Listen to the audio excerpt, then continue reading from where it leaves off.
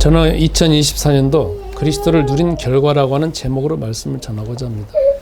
오늘은 성탄의 첫째 주일이면서 성년주일입니다. 우리가 1년을 마무리하면서 금년 한 해 동안 예수는 그리스도 이름 부르면서 얼마나 우리가 하나님께서 그 그리스도의 이름을 통한 능력과 그 결과가 어떻게 되어졌는지 우리 한번 1년을 되돌아보는 시간 되었으면 합니다. 우리는 먼저 왜 예수가 그리스도라고는 이름이 중요한지를 알아야 됩니다. 그것은 우리 인간은 원래 그리스도가 없어도 되는 그런 환경이었습니다. 그게 창세기 1장과 2장에 있는 상황입니다. 하나님께서는 우리 인간을 만들어 놓으셨고 하나님과 인간이 항상 24시간 365일 교제하기 때문에 하나님이 가지고 계시는 평안함, 기쁨, 온전함, 우리가 성령의 9가지 열매가 항상 인간에게 그냥 풍성하게 넘치게 되었습니다. 사람은 누구하고 교류하다가 보면 상대방이 가지고 있는 것들이 자기에게 이렇게 옮겨지는 거 아니겠습니까?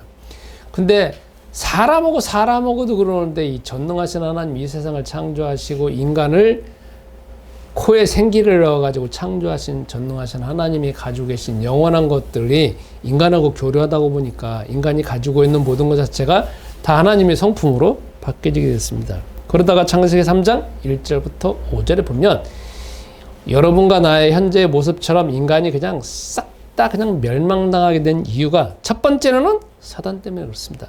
사단이 없었으면 인간은 이렇게 창세기 1장 2장이 그냥 상태로 살아갔을 것이고 성경책이 필요 없었습니다. 그런데 창세기 3장에 인간이 뱀을 통하여서 그 배경에는 사단을 통하여서 요한계시록 13장 2절에 나오죠. 사단을 통하여서 인간이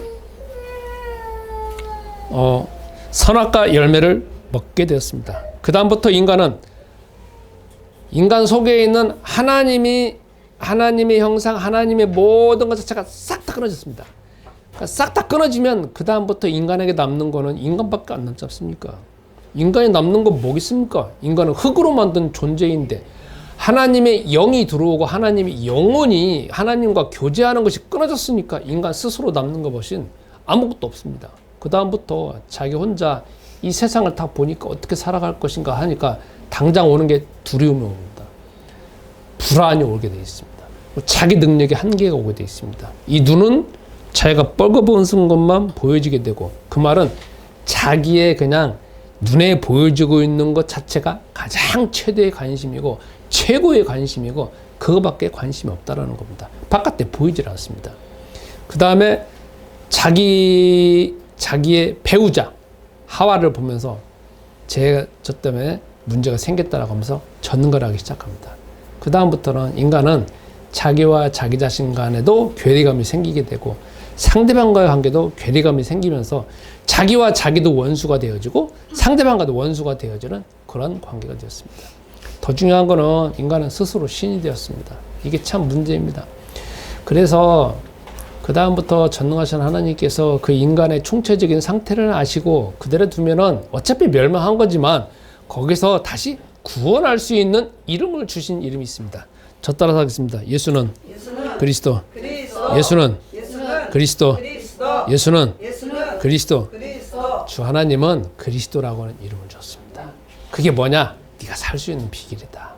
네가 가지고 있는 문제 해결할 수 있는 이름이다 해서 그리스도라고 하는 이름 줬습니다. 그러면서 주 하나님께서는 창세기 3장 15절에 뱀의 후손과 원수가 되게 했습니다. 만약에 하나님께서 그때 사단하고 인간하고 갈라놓지 않으면 인간은 그냥 그때도 죽는 거지만 영원히 죽는 겁니다. 그래서 살게 하기 위해서 주신 이름이 뭐냐면 여자의 후손과 완전 원수가 되겠습니다. 제가 원어를 뒤져보니까 히브리어 원어를 뒤져보니까 거기 뭐라고 하냐 원수라고 하는 게 뭐냐면 적대감을 가지는 거래요. 그리고 창세기 3장 15절에 그 순간만 아담과 하와하고 뱀과 사단하고만 원수가 되는 게 아니라 그 원어에는 영원한 대립의 관계래요. 그때도 대립이지만 계속적으로 대립이고 순간도 대립이고 후손 대대로 대립이고 요한계시록 21장 22장 주 하나님께서 여호와 하나님께서 새 하늘과 새 땅을 만들기 전까지는 계속 대립 관계이면서 적대 관계라는 겁니다. 그러니까 우리 신앙생활은 창세기 3장 이후부터는 뭘 알아야 되느냐? 일단 하나님을 알기 전에, 그리스도를 알기 전에 사단을 먼저 알아야 됩니다. 하나님께서는 원수가 되게 한 거는 인간이 사단하고 원수가 된 게 아니고 그 다음에 인간을 살리기 위해서 사단을 원수가 되게 만났다는 거죠. 그러니까 우리는 제일 잘 알아야 되는 게 하나님의 언약을 알아야 되는 게 여자의 후손을 먼저 주셨지만 뱀의 후손, 사단과 원수다.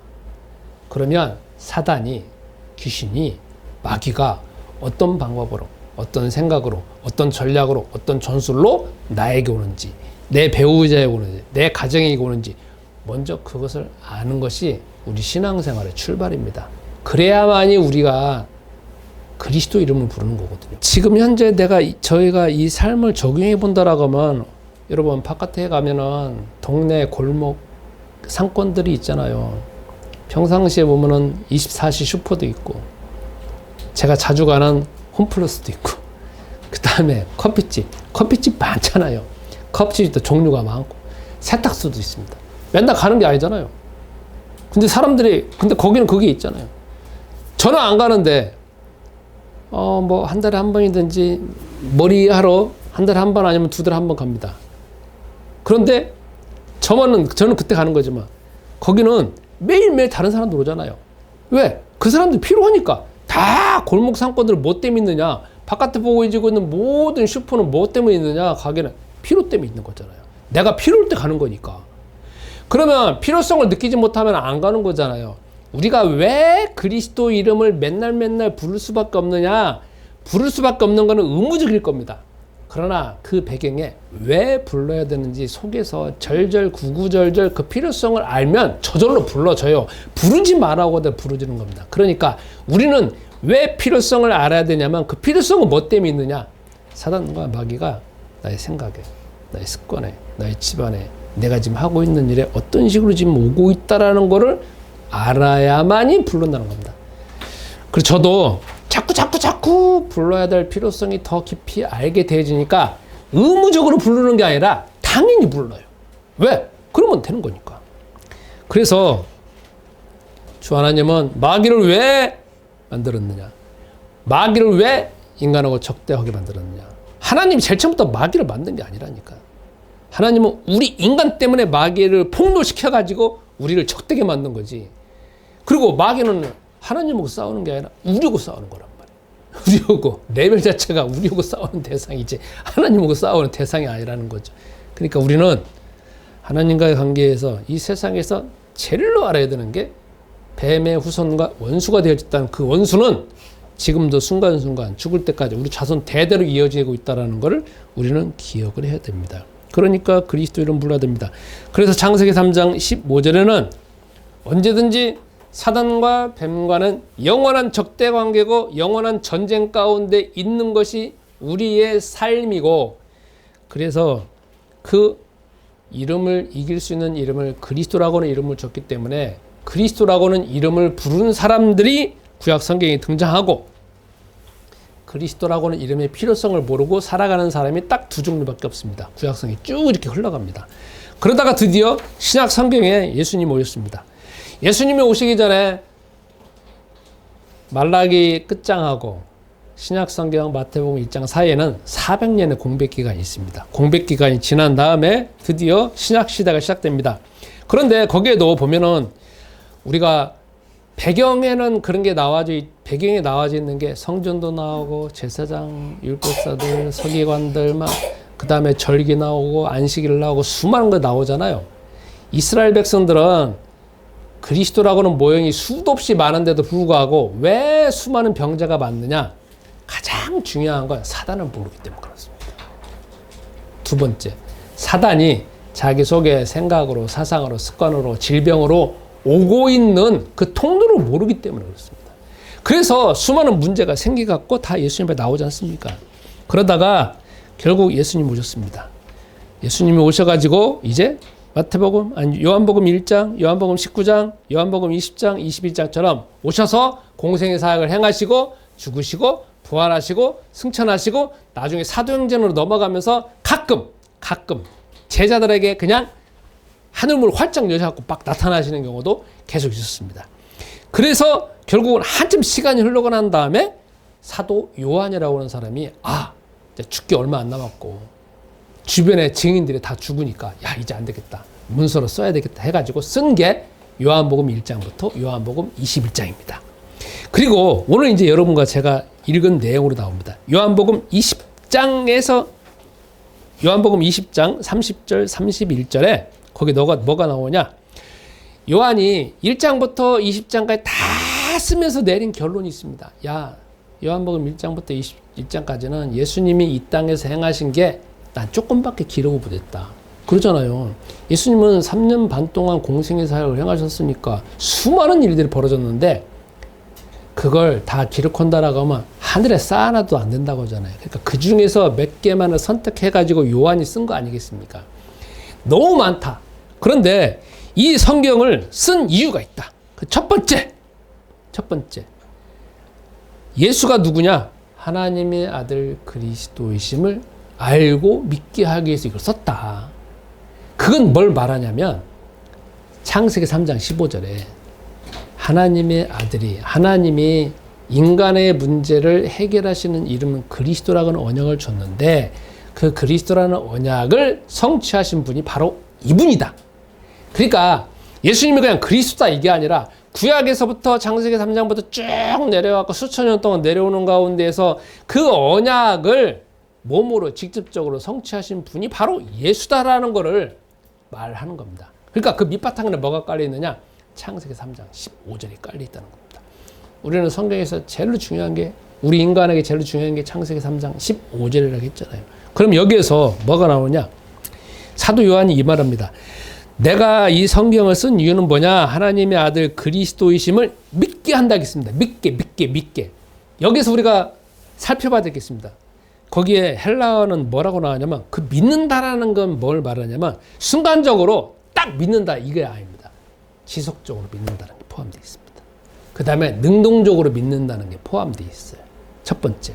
두 번째로는 그 믿는다라는 거는 머릿속에서 잠깐 그래 알았어 이게 아니라 내 마음과 생각과 행동을 통하여서 지속적으로 믿는 것들이 포함되어 있는 것 자체가 그 믿는다라는 말에 포함되어 있다는 겁니다. 그러니까 우리는 믿음이라는 그 요한이 헬라어로 예수가 그리스도이심을 믿게 한다는 그 단어를 썼을 때 그 단어 안에 있는 의미가 마음속에서 원하는 의도가 그게 깔려 있다는 겁니다. 그러니까 저 따라서 예수는 그리스도, 예수는 그리스도, 예수는 그리스도. 우리의 신앙생활은 예수는 그리스도, 나는 하나님의 자녀라는 것 자체가 이렇게 주의를 한 번에 하고 되는 일이 아니라는 겁니다. 우리 신앙생활은 사도 요한이 믿음이라는 이 단어를 쓴 것처럼 지속적으로 하는 걸 말하는 것이고 머릿속에 잠깐 이해됐다는 것이 아니라 행동으로 계속하는 것을 말하는 것이고 실천적으로 말하는 것이고 우리가 능동적으로 말하는 것을 포함하고 있습니다. 그리고 언제까지? 영원할 때까지. 그러니까 우리는 예수는 그리스도, 나는 하나님의 자녀라고 하는 것 자체가 여기에서 한번 부르는 이름이 아니라 삶에서 계속 부르는 겁니다.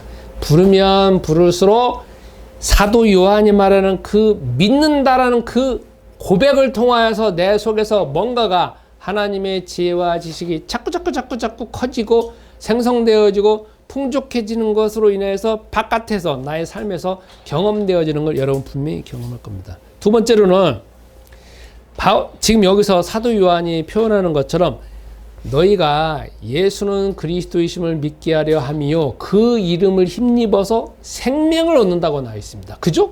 지금 우리가 요한복음 20장 30절 31절을 주로 지금 본문으로 선택하고 있는 거니까. 그러면 여기서 생명을 얻는다는 거는 이 헬라어 원어를 보면은 뭐라고 나와 있냐면 육체적으로 이렇게 생명을 얻는 걸 말하는 게 아닙니다. 우리 인간은 창세기 3장 1절부터 5절로 인해 가지고 하나님의 영이 떠나버렸어요. 그래서 우리 인간은 하나님의 영이 들어오지 않는 한 예수는 그리스도는 부르지 않는 한 동물로 똑같아요. 원래 인간이나 다른 동물이나 똑같이 흙으로 만들어졌어요. 근데 흙으로 만들어졌는데 거기다 하나님이 생기를 집어넣고 하나님이 영이 집어넣고 영원한 하나님의 영이 들어가니까 인간이 그냥 다른 동물이고 다른 존재가 됐잖아요. 그런데 선악과 먹었고 이게 떠났잖아요. 동물하고 똑같잖아. 동물하고 다른 게 있어. 동물은 원래 만들어질 때부터 그대로 그냥 존속하면서 가는데 인간 하나님의 영이 떠나버리니까 사단의 영이 들어와버리잖아요. 그래서 이 세상에서 가장 악독하고 가장 추악하고 가장 더럽고 가장 무섭게 그냥 되어진 게 인간이에요. 그러니까 마귀 영이 들어와버리니까 마귀 적이지 아니라 마귀잖아, 마귀. 우리 다 사람을 죽이려고 하는 거고 내 속에 있는 내 생각으로 해놓고 다 세상을 다 전복하려고 하는 거잖아. 그렇기 때문에 우리는 누구의 이름을 불러야 돼?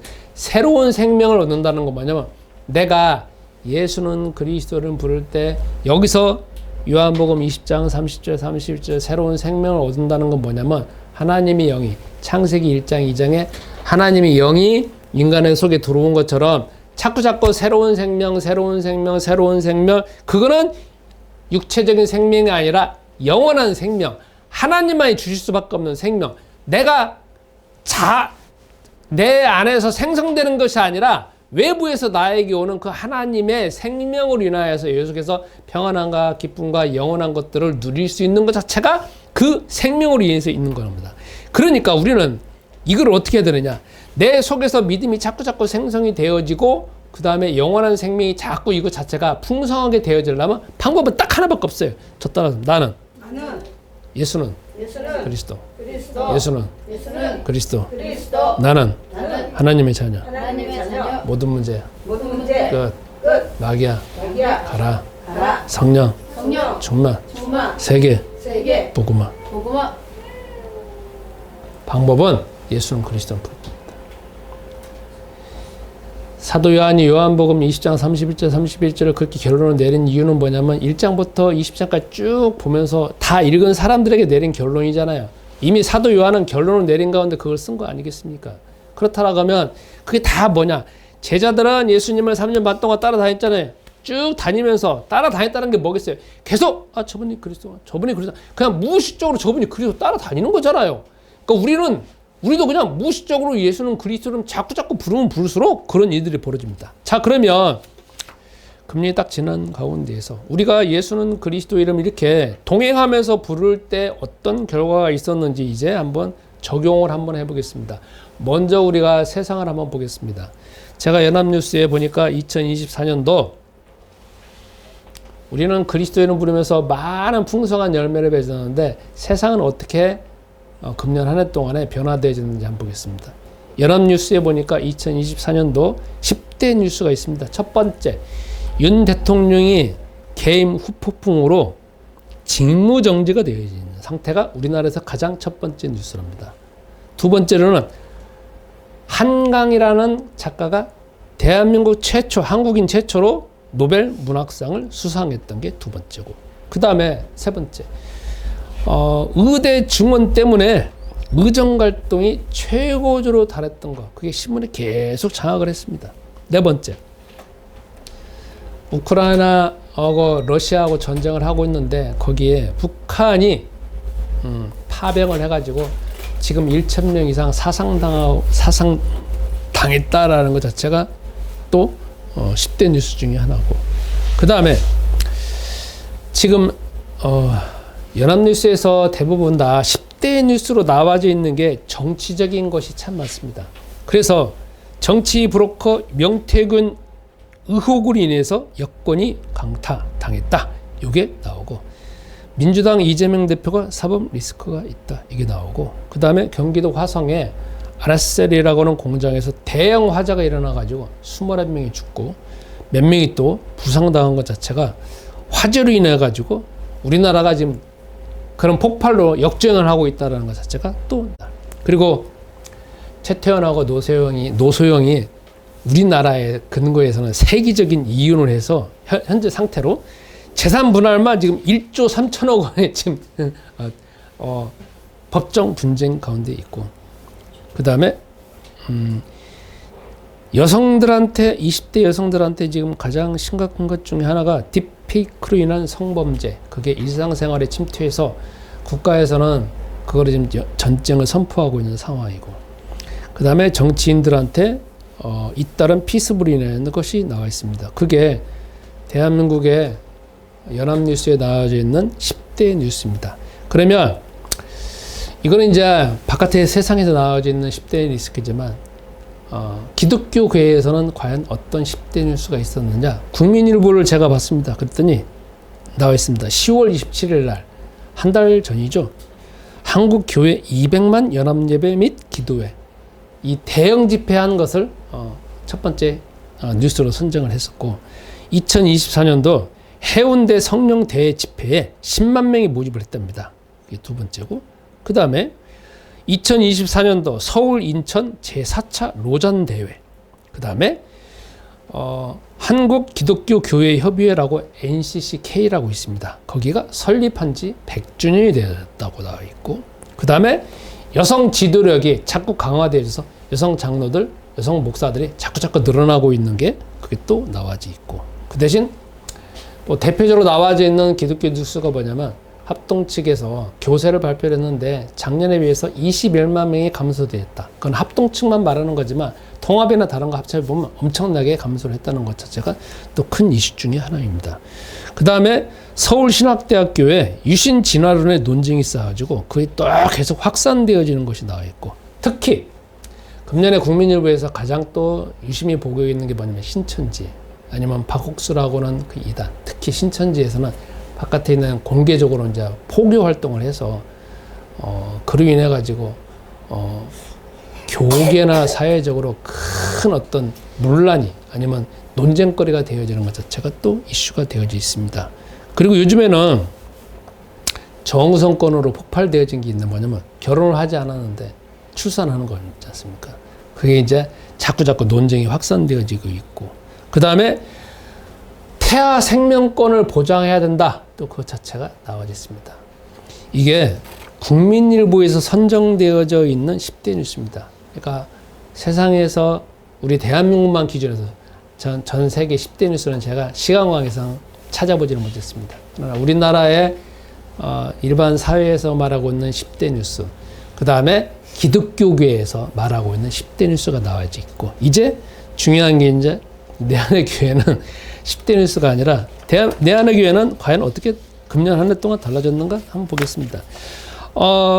일단 저희가 예수는 그리스도 이름을 본격적으로 부르고 자주 부르고 그냥 지속적으로 부르고 있는 게 지금 현재 19개월째입니다. 작년 5월 달부터 지금 금년 12월 달까지 계산해 보니까 19개월이 흘렀습니다.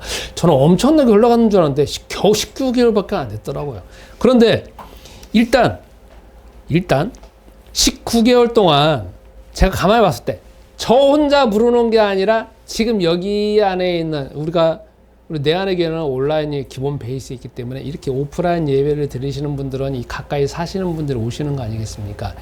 이래서 제가 보니까 한 10명에서 15명 정도는 지속적으로 집중적으로 훈련받으면서 부르고 있습니다. 그렇기 때문에 그냥 단순히 부른다는 것이 아니라 계속 부르고 있고, 저를 포함해서 이제 태어나가지고 90일밖에 안 된 애도 부르고 있고, 그 다음에 특히 6살 된 어떤 주일학교 학생을 직접 어느 교회에 가가지고 계속 매 주마다 훈련받고 있습니다.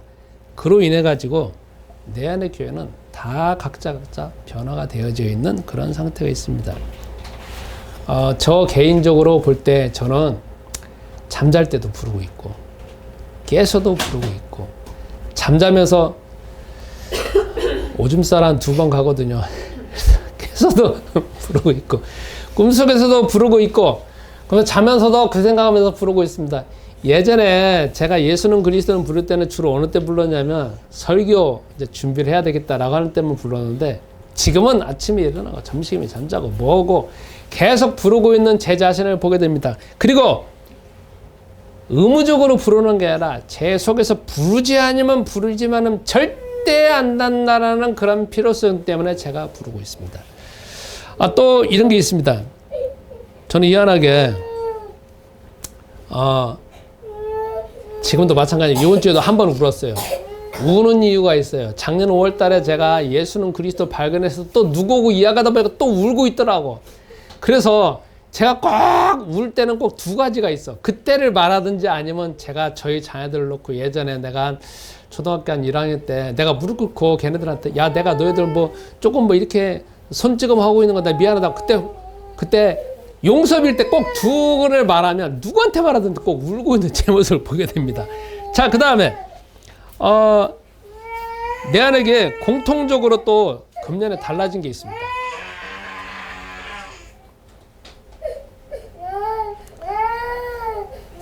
그게 뭐냐? 다 이전에는 내 개인적으로 뭔가 문제가 있어가지고 오랫동안 문제가 있어서 예수는 그리스도 이름 불렀는데 이제는 어떤 상태냐면은 그게 자기가 그 문제에 어느 정도 내성이 생겨서 벗어난 걸 제가 봤습니다. 저는 제 개인적으로 봤을 때 저는 목회하기 전에는 뭐가 문제 있었느냐? 죄책감이 문제 있었고 목회를 하고 난 다음에는 뭐가 문제 있었느냐?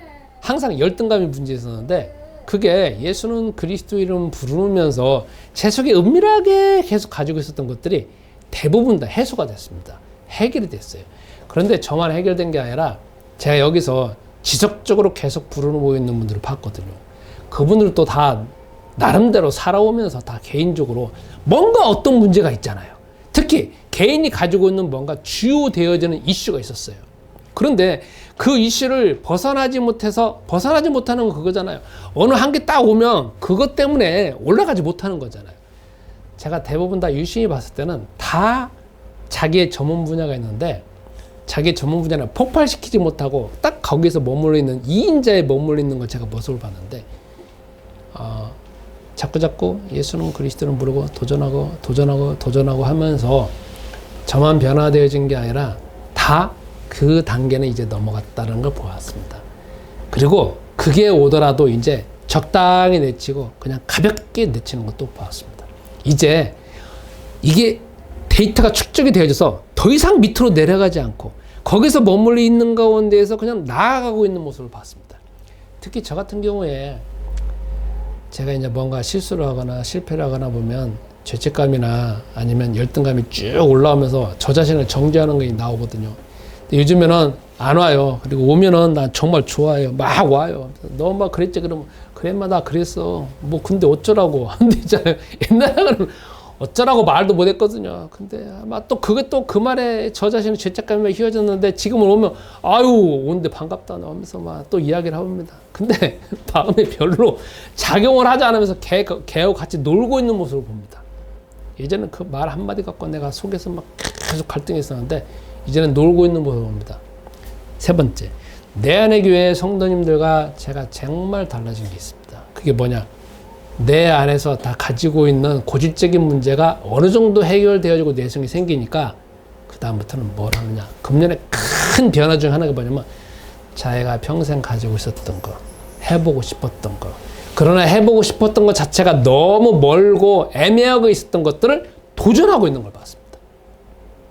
도전하고 있는 거. 그게 어느 순간에 보니까 흐름이 바뀌어진 게 봤습니다. 저게 정말 도전하고 있구나. 우리가 성경에서 보면 나오잖아요. 마태마가 누가 요한복음에는 다 제자들이 예수님 따라다니면서 개인의 문제에 그냥 거기에 머물러 있잖아요. 사도행전 넘어가니까 성령이 임재하시니까 예수님이 죽으시고 부활하시고 승천하신 것 자체를 봤으니까 그래서 딱 생기니까 그 다음부터는 뭐냐면 세상을 정보잖아요. 사도행전부터 보면은 사도행전 1장 8절을 중심으로 쭉 나가잖아요. 그러니까 지금도 저희도 우리가 내면적인 문제를 다 해결됐다. 그거는 죽을 때까지 해야 되는 거지만 또 우리가 내면적인 문제에만 해결되어져서 거기 머무르지는 못하잖아요. 왜? 또 그리고 우리 안에 거하시는 하나님의 영이 그렇게까지 머무르지 않잖아요. 어느 순간 해결되지만 그 다음부터 뭐가 보이냐면 바깥에 보이고 세상이 보이고 그들을 어떻게 제자를 삼을까 하다가 보면은 내가 가지고 있는 가장 고유한 전문 부분에 집중하게 되잖아요. 그래서 저는 여러분들과 제가 어떤 전문 분야에 집중하는 걸 보게 됐고 그 분야를 지금 다 도전해서 어느 단계에 지금 계속 가고 있는 걸 봤습니다. 또 내 안에 금년에 달라진 게 있습니다. 그게 무엇이냐? 우리는 지금 챗GPT와 AI 시대에 살고 있습니다. 그죠? 그리고 제가 내 안의 교회에 컨텐츠를 만들고, 우리가 컨텐츠를 만드는 거는 여기 안에 있는 사람들을 대상으로 만드는 게 아니잖아요. 세상을 정복하기 위해서, 세상에 예수가 그리스도라는 걸 증거하기 위해서 우리가 계속 컨텐츠를 만들고 그 다음에 SNS를 하는데, 챗GPT가 나오기 전에, 그리고 챗GPT를 본격적으로 쓰기 전에 항상 저나 여러분들이 갈등이 있었습니다. 그게 뭐냐면, 우리가 컨텐츠를 만들어야 하는데 우리 손으로 쓰기가 너무 시간이 걸린다는 거죠. 그 전에 6시간, 10시간, 며칠 걸리는 거를 이제 그게 뭐가 대신해 주느냐? 챗GPT가 대신해 준다는 거죠. 그래서 정말 감사합니다. 그리고 챗GPT가 나오고 난 다음에, 제가 대표적으로 챗GPT만 말하잖아요. 그게 나오기 전에는 여러분과 내가 전문가들의 영역에 거기 들어가기 정말 어려웠어요. 글 쓰는 것, 그림 그리는 거, 이미지 만드는 거, 영상 만드는 거, 음성 만드는 거, 컨텐츠 만드는 거에 정말 어려웠어요. 왜 그러냐면 우리가 그것까지 다 배워야 되는 거니까. 그리고 그 분야는 전문가들이 다 있기 때문에 도저히 들어갈 수 없었어요. 근데 챗GPT하고 클로드가, 그리고 수많은 AI에 관계된 영상이 맨날 나오잖아요. 그걸로 인해 가지고 우리가 어떤 혜택을 받게 되냐면, 전문가는 전문가지만, 최고 전문가 영역이 있는 거지만, 우리가 일반적으로 어느 정도까지 들어갈 수 있는 그걸 누가 해주느냐? 걔네들이 해주잖아요. 우리는 챗GPT를 인해 갖고 최고 전문가 되는 게 목표가 아니잖아요. 일반적인 어느 정도 수준까지 들어가는 게 목표지 않습니까? 그런데 그걸 누가 다 해주냐? 챗GPT가 해주잖아요. 만능이잖아. 그렇기 때문에 우리는 지금 다, 여러분과 내가 어느 순간에 영상 만드는 거 자체가 시간이 10시간 걸리는 거 30분, 10시간 걸리는 거 5분에 해결되잖아. 그래가지고 이제 뭐냐면, 우리는 전문가, 최고 전문가까지 필요 없잖아. 지금 다 그런 시대로 좀 접어들었다는 겁니다. 그래서 지금 50대도 60대도 40대도 다 거기에다 집중을 하기 때문에, 우리가 예전에 도저히 불가능했고 생각도 못하는 분야에 대해서 어느 정도까지는 진입할 수 있는 상황이 되어지니까, 다 지금 여러분과 내가 지금 그 일을 하고 있다는 겁니다. 또 금년에 내 안의 교회에서 연초부터 세워진 계획이 있습니다. 그게 뭐냐면 전도 캠프, 국내 전도 캠프뿐만 아니라 해외 전도 캠프를 놓고 기도했었는데, 우리가 호주도 갔고 진도에도 갔고 또 계속적으로 가고 있었습니다. 그러면서 사실 우리가 호주로 전도 캠프를 갔다 왔을 때는 어떤 결과가 없었어요. 근데 갔다 오고 난 다음에 저번 주부터 어떤 분이 전화가 왔지 않습니까? 그래서 이번 주에 어느 정도까지 진전이 됐냐면, 오라는 거예요. 무조건 카톡으로. 오면은 숙식이고 뭐고 다 준비되어 있다는 거야. 그래서 저만 오라는 게 아니라 우리가 독일을 보낸 선교사까지 오라는 거예요. 그래서 우리가 어떻게 갈 수가 없잖아요. 다 팽개쳐 놓고. 그것도 멀기도 하는데. 근데 느낀 게 있어요. 저분은 저게 진심이구나. 그리고 제가 저번 주 주일날 그분하고 3시간 통화를 했지 않습니까? 통화를 했는데, 통화하고 난 다음에 갑자기 삑! 저한테 보내준 사진이 있어요. 히딩크고 찍은 사진 있죠. 그걸 빡 보내주더라고. 1초도 안 돼가지고. 한 장만 보내준 게 몇 장을 보내줬어. 그래서, 이분. 그러니까, 우리가 생각할 때, 10살이 만나지 못하는 분, 5개국어에 능통하시다는데. 그래서, 이게 참, 그렇구나라고 하면서, 한편으로는 생각한 게 뭐냐면, 저분이 이제, 어떻게 보면, 예수는 그리스도 당장에 부르지는 않지만, 내 안의 교회에 대해서, 그리고 여기에 대해서 엄청난 매력을 느끼고 있구나라는 걸 제가 알게 됐습니다. 그래서 우리가 호주를 놓고 기도했는데, 잠재적으로는 어느 순간에는 저분이 내 안의 교회를 계속 소개하는 분이 되겠구나라는 생각을 했습니다. 생각한 게 아니라 그렇게 응답이 되어진 것을 보게 됐습니다. 다음에 저는 저 개인적으로 이제 또 이야기를 하다 보면은 5년 동안 기도했던 기도 제목 하나가 있습니다. 그게 뭐냐면 손자를 한 명 낳아야 되는 건데 그게 또 하나님께서 보내셔갖고 잘 키우고 있다는 것도 개인적인 응답입니다. 또 내 안의 교회가 또 금년에 확실히 좀 달라진 게 뭐냐면 우리가 우리 자체적으로도 계속적으로 예수는 그리스도를 불러서 자체적으로 훈련을 하고 있지만 외부에 있는 모 교회하고 계속 협력하고 관계를 강화해서 같이 훈련을 하고 있고 특히 또 어린아이도 같이 훈련을 하고 있는 이러한 상황이 되어졌습니다. 요게 내 안의 교회가 2024년도 예수는 그리스도 이름 부르면서 계속적으로 응답받고 있는 과정입니다.